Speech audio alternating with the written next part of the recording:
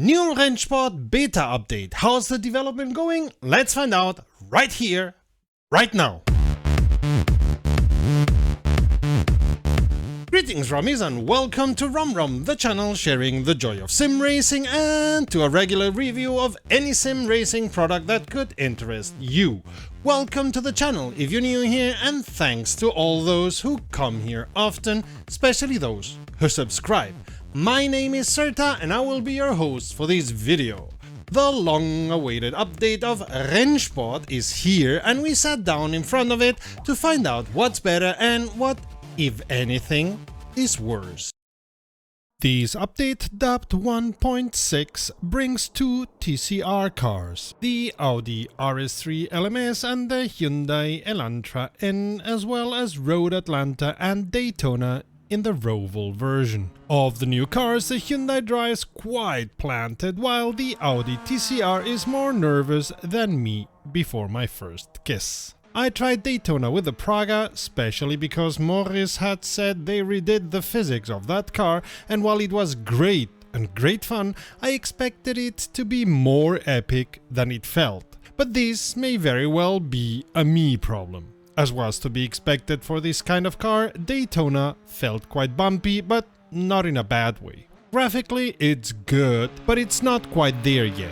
The force feedback has definitely been made better, even if it's still not there. And while we were told lateral forces can now be felt at last, this is one of the points in the force feedback that I did not feel on my wheel in any kind of way.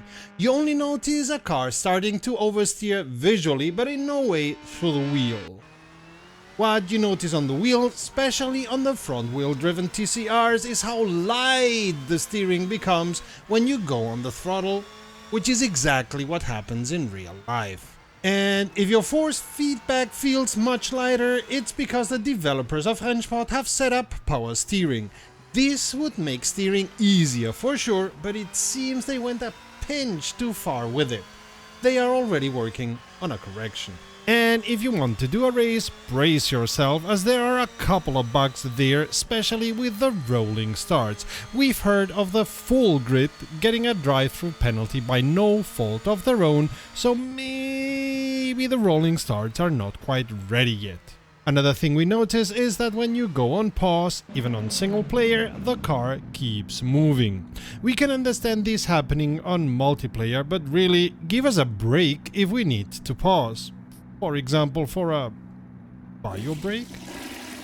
Now let me state here and now that I hate Road Atlanta.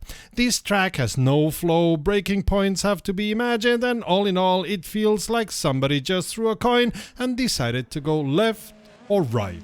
By far not my favorite track, but this is definitely a me problem. The track in Rennsport is great and feels great, even if I hate it. All in all, this update is a good evolution within the sim, a good step forward towards that release day, which for now is planned for sometime in 2024. And a good way to welcome the 40,000 new users it will get between the 15,000 keys sent and the 25,000 keys that will be sent in the next few weeks. But can we really say it's a closed beta with over 40,000 test users?